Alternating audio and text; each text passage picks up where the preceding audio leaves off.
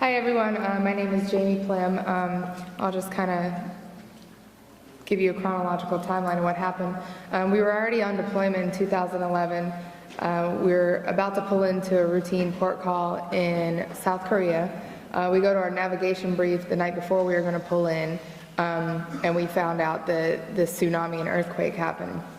Immediately we knew that we were going to reroute the ship to Japan to provide aid and give them food, water.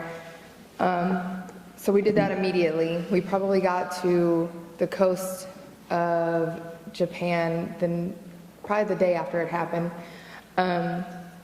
We never heard anything about a nuclear power plant. We never knew anything about the possibility, let alone any kind of leak. So we were there outside. Our job as quartermasters is not only navigating the ship, driving, plotting our course and track, but going outside at the top of the ship to raise flags to communicate with other ships. So being outside, we were breathing in this radiation. We were handling flags, which are porous, very porous material, obviously. The ropes that we use to haul the flags up are polyester, so again, a very porous material that just absorbed the radiation. We didn't really hear anything for probably a couple weeks after about a leak in the power plants, and even then it was just still considered kind of a rumor. The ship didn't really even go on lockdown, which I mean by that, like no one was allowed outside probably until about a month and a half after the 11th, March 11th. So we were outside breathing this in, handling stuff, handling materials, and just absorbing the radiation. I'll let Maurice talk about his medical issues that he's encountered, but I'll talk about mine. We didn't finish that deployment until October 2011, so we carried on with our deployment. About halfway through, probably around the summertime, my menstrual cycle just disappeared completely. And then it would come back and disappear and go on and off. And this happened until about the summer of 2012, where it came back in such full force that I was in and out of the emergency room. Once they thought they were going to have to do a blood transfusion on me because I had lost so much. They couldn't. I was still in the Navy for this past year. I got out this past January 2013, so I was still getting Navy care for that year. I was already on the birth control pill, which I guess they would do to control that kind of menstrual cycle. So the only thing that they could do is say, this is called dysfunctional uterine bleeding, and we can give you an IUD with hormones in it. And so now that's what I have. It hasn't really stopped it. I still have this issue, and now I have to pay for the medical costs of that. In addition to that, in February 2012, I developed bronchitis, and then from February to the summer of 2012, I got it 6 times. I was sent to a respiratory doctor, and it was determined that I developed asthma. So a lot of people don't understand that once you get out of the Navy, you don't get any health care at all. If you retire and you stay in 20 years, you get health care. But we only did 1 enlistment. I did 5 years, he did 4, so we don't get that unless it's a disability, a service-related disability, which dysfunctional uterine bleeding does not really count as a disability as of yet. So we're still fighting that case, and this is also what we're involved in the lawsuit against TEPCO for medical expenses that we're going to have to pay out of pocket for. I'll speed it up because I know I don't have much time. I'll start with the beginning of my story where I received the radiation. A part of our job is we have to communicate with other ships using flags and semaphore and Morse code when we're doing special operations. And we store all our flags outside in a weather bag. We also fly our American flag, our ensign, at the highest point so people know we're the U.S. Navy. I was told by one of the higher-ups to go out and retrieve the American flag so we can give it to the Japanese as a friendship type of deal, like a gift. I pulled the flag down, it was flapping in the wind, it wrapped around me, it got all over me. I folded it up, I took it down there, I gave it to them, and I'm not sure what they did with it, but I got off watch an hour later. I went to go get something to eat with one of my good friends. We stopped, I used the restroom, and we were just joking around because at the time there was still rumors going around about radiation being on the ship. And we were joking around about like growing extra fingers and toes and stuff like that, and we were like, let's stop and get checked for radiation, because they started setting up these little checkpoints all along the ship. And they were saying it's just a precaution, you don't have nothing to worry about. If you get some free time, just go get checked out. And we were joking and laughing, walking over there, and he gets checked first, and nothing happens. He gets his hands checked, and nothing happens, and he's like smirking like, I told you, this is just a waste of time. And I get my boots checked, my pants, and then my hands, and as soon as they get to my hands, the machine just goes crazy. And instantly, like, we went from like smiling to just being nervous and scared, and they instantly told everybody to back away from me. They made a perimeter around me, and they marched me to the decon station. The whole time they were telling everybody to stand fast, which means stay in your place and back up. And everybody's just looking and freaking out. And I had to hold my hands up, and I had bags on them. And they were telling everybody contaminated still, everybody just get back, get back. And we make it to the decon station, and I see there's a huge pile of clothes there from other sailors. And I go in, and they had to remove 3 layers of skin off my hands and my arms. And it wasn't like back to back. It was, they would scrub off 1 layer, and then I would have to wash off this orange grit stuff that you use to get off paint and oil. And then they would do it over again, and then check. And we'd start the process all over. So in my head, I was just kind of praying that the machine would stop beeping so I can get it over with. Like, and nobody told me at the time, like, what was going on. Everybody just kind of told me just to stand there and be quiet and not to touch anybody or anything. It was almost like I had the plague. And finally, the machine stopped beeping, and they let me go back to my berthing. And that's when I got to my berthing. They called and asked me to come up on watch to relieve the people on watch, and they told me that I had received the highest amount of radiation out of anybody on a ship. And then later we found out that our work area, since it was outside, had the highest readings for radiation because of all our flags and all our line that we used to haul up stuff. And they cut off all the area to the rest of the ship.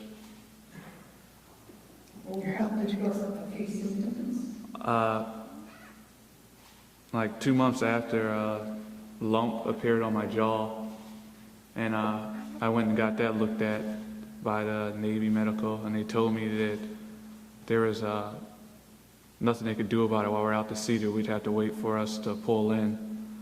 And another lump appeared between my eyes. I have another lump on my right thigh. As soon as I got out of the military, I went back to college, and I started playing college sports again. And I actually ran within like 3 seconds of an Olympic time for my track and field team. And slowly after that, my body just started to fall apart. It's harder for me to breathe now. It feels a lot like my lungs are too big for my body whenever I do something like strenuous. I lost a lot of weight from the time I was in the Navy until now. I got stomach ulcers, and in the last month and a half, it doesn't look like it, but my hair's started to fall out.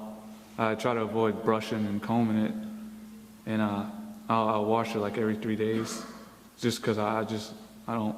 It's like Navy tradition. When you get out, you grow out your hair and you grow out your beard, and because you're bald for so long, and it's just falling out now, and I don't want to speed that up, so I try to avoid it. And what did you have to sign?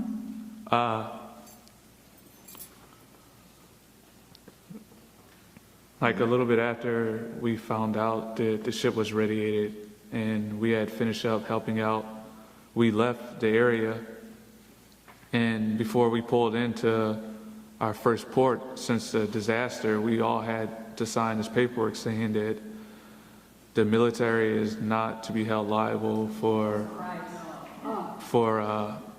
anything that happened, and we had to sign paperwork saying that we weren't sick, that we were okay, and that they did tests on us. And it wasn't like a yes or no type of option. It was just like, you have to sign it. I wanted to ask about the immediate time. One of the products that comes out of the nuclear plant is radioactive iodine that's in your thyroid gland. Were you offered potassium iodine tablets to block your thyroid? And do you know, were people on the ship taking iodine tablets, potassium iodine tablets to protect their thyroids? What were you told about that? We personally, we never knew that you're supposed to take iodine for radiation, and I later found out that the higher ups, like the CO, the XO, and anybody with like a really important job, they got iodine tablets. The pilots got the iodine tablets, but the general enlisted sailors, we didn't get iodine tablets. We actually had a talk, me and my boss, and I was always a hard worker for him, so we always had like a little friendship, like joke around type of thing going on. And I thought he was joking when he told me, he was like, "Did you get your radiation medicine?" And I was like, "Radiation medicine? There's medicine for this?" And he had a smirk on his face, and I was like, "You're messing with me." He was like, "I got mine." He was like, "You didn't get yours?" And I took it as he was just joking around. And then later on we found out that they had gotten iodine tablets. So. One of the hallmarks of the nuclear industry is secrecy, cover-up, and minimization. And you keep it a secret, but it sounds like a lot was kept secret from you, and perhaps still is. If you can't do that, you cover it up, and it sounds like that's happening to you. And then the minimization, if you can't do the first two, then it's no harm to you at all. What has happened with your care now? Two questions. Did you ever get a thyroid scan? And have your medical records available? What's happened with that? Directly after I got out, we were told, I hate to say it, but it was almost like we were brainwashed, because we were told that we didn't receive that much radiation, that the amount of radiation we got was the equivalent of standing next to somebody smoking a cigarette, or sun tanning on the beach for a whole day. So I had it in my head not to worry about it. And it actually, between Jamie crying at night saying you gotta get checked, after more lumps started appearing and everything else, we started trying to get my medical records while Jamie was still in the Navy and stationed in Washington. And they actually lost all the medical stuff that I was involved with around that time. All they had was my records from boot camp, which was like a flu shot and other stuff. The secrecy and cover-up is no different than when we used to set off nuclear weapons in Nevada, and we would march soldiers down to ground zero after the blast wave occurred, with no monitoring of their radiation exposure whatsoever. And it sounds like you have gone through a similar process now. How noble that is. Are you getting any medical care? No, like we said, I was in the Navy for the past year, so I did see the Navy gynecologist for my issues and the respiratory doctor, but they didn't give me any, like I said, they gave me a general term for a diagnosis and said, "Oh, well, we'll just give you an IUD." And he was out the past year. He got it exactly a year before me. And like I said, without any medical care or any benefits as far as this goes, and with him losing his record, we haven't been able to receive any care. So, Maurice, have you ever been fully examined by a doctor? I've never been fully examined. The closest thing I got to it was a couple of months after the scrub. They called me down to medical, and they made me sit next to a machine just to see what was going on, and they told me I was good to go after that. And they told me they would keep tabs on me, but it never happened once I got out of the military. Just talk about the helicopters for a minute. We were on an aircraft carrier, so the helicopters are the ones that flew over onto land and to take food and water and supplies. And they would come back, obviously with radiation on the outside of them, so they would come back to the flight deck, and the people in the air department had to take, push brooms and soap and water and scrub the sides of the helicopters. And obviously that just drains off into the ocean. There's nowhere for it to go.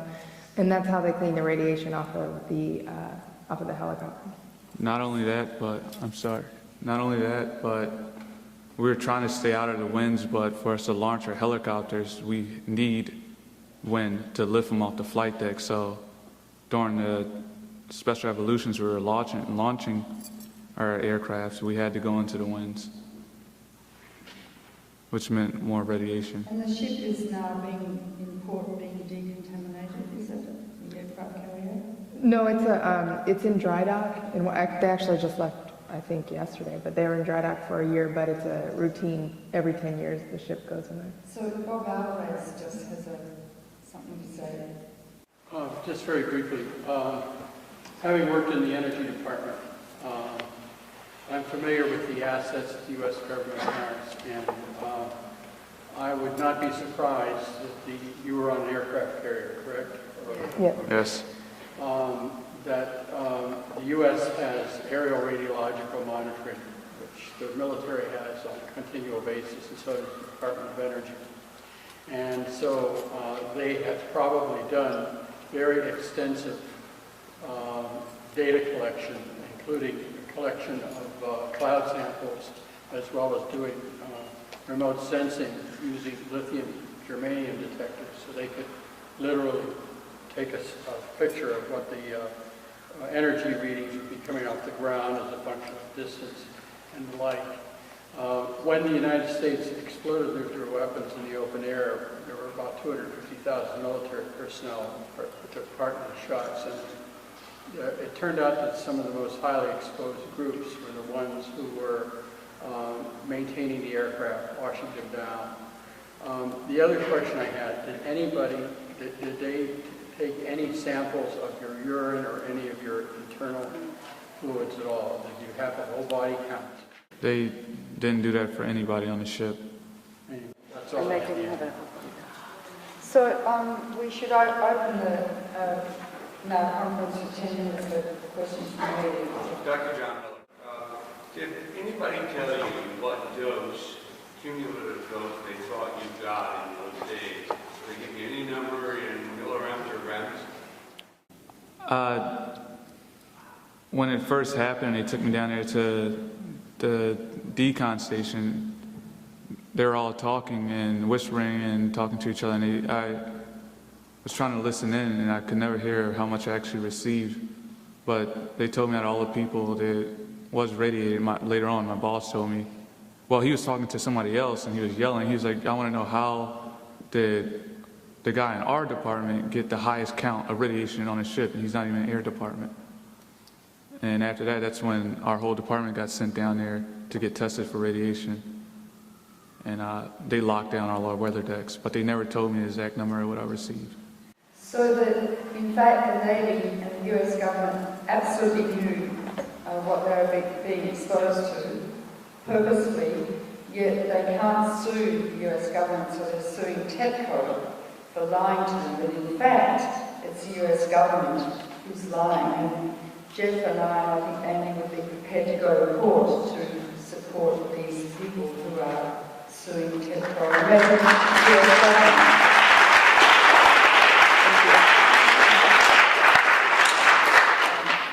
Can you say how close you were to Fukushima, to the nuclear plant, and how long you were in the area? We were in the area of the coast of Japan for about 2 months. And in that time, we went from anywhere from 1 mile off the coast to 10 miles. And we just kind of went back and forth and did circles, up, down, east, west. We kind of just kept moving, but we would get 1 to 2 miles from the coast very frequently. From the nuclear plant? How Right, that's what I mean, from the plants, we would get 1 to 2 miles from it. And I mentioned triangle. And so what we did was, we plotted, we have our big charts of the ocean, we plotted the latitude and longitude of the plant. Basically, we drew a line 50 miles east of the plant, and then, they used some calculation to make a triangle, and that was the plume that we were supposed to stay out of, but as we all know, that it just floats around, so.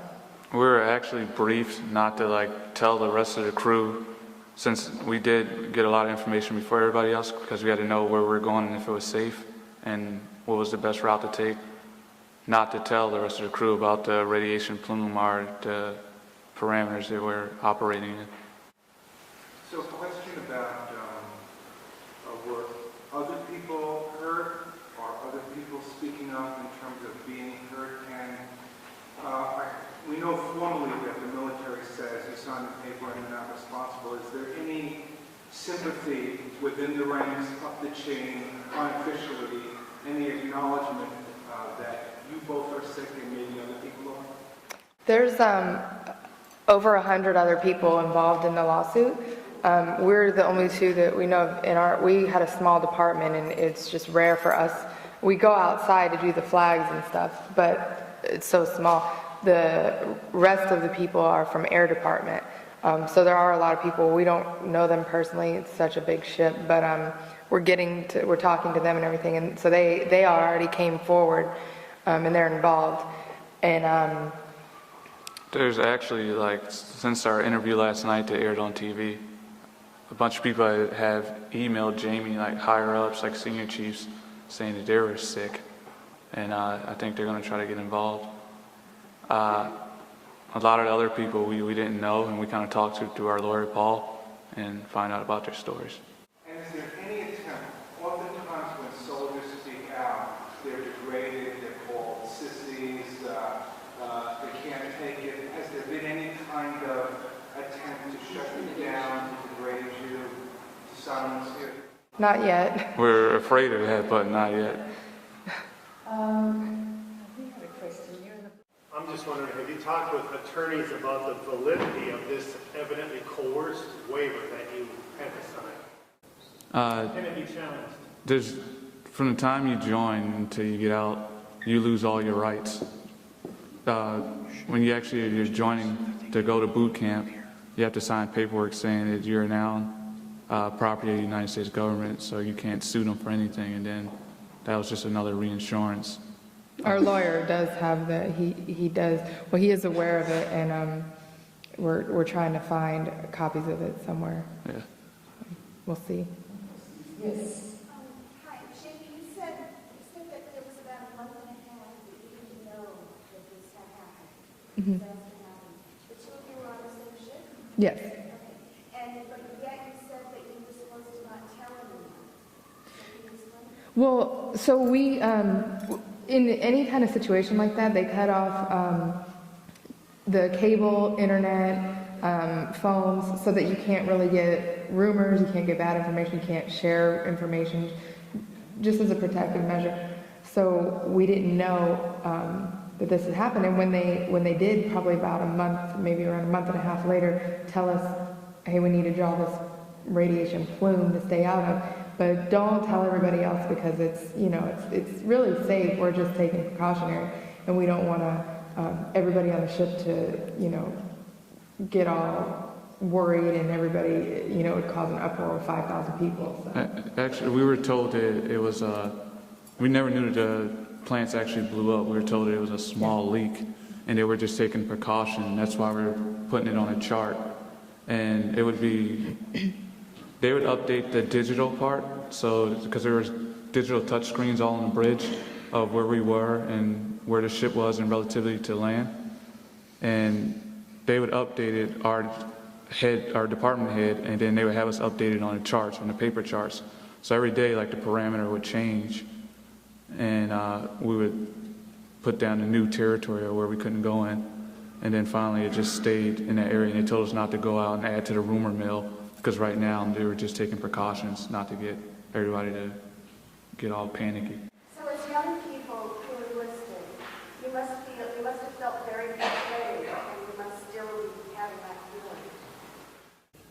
Yeah, I mean, it's a hard, you know, it's still kind of, like he said, we sometimes are brainwashed into thinking that, oh, everything's fine, they wouldn't do that to us. So it's a weird situation to be in. When this was going on, there was people trying to commit suicide, there was people trying to get off the ship. It was like you're living in fear every day. It was horrible. Well, I think we'll wrap it up now for the media specifically, because this is a media conference. Are there any media people who really, are you a media person? Yeah, yes, I am. I'm representing the newsletter. Newsletter. Definitely. I just had one question. Did they offer you protective clothing or protective masks? No, the only time after we left Japan, 2 months later, we did a scrub down the ship where everybody went outside with the brooms and the soap and the water and scrubbed the ship down with push brooms.